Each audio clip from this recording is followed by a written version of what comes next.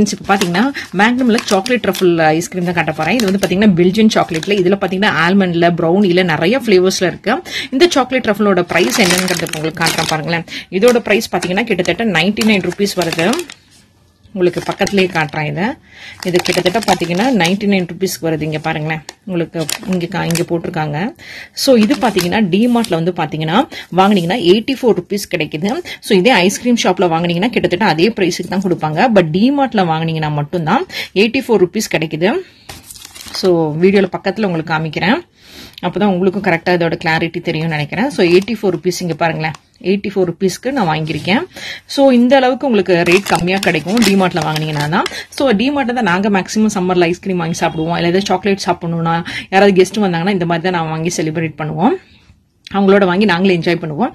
அந்த மாதிரி நாங்க இன்னைக்கு வாங்கினது தான் உங்களோட ஷேர் பண்றேன். நீங்களும் டிமார்ட்ல ஐஸ்கிரீம் வாங்கி இந்த மாதிரி மேக்னம் இம்போர்ட்டட் ஐஸ்கிரீம் வாங்கி டேஸ்ட் பண்ணி பாருங்க, செம்மையா இருக்கும். தேங்க்யூ.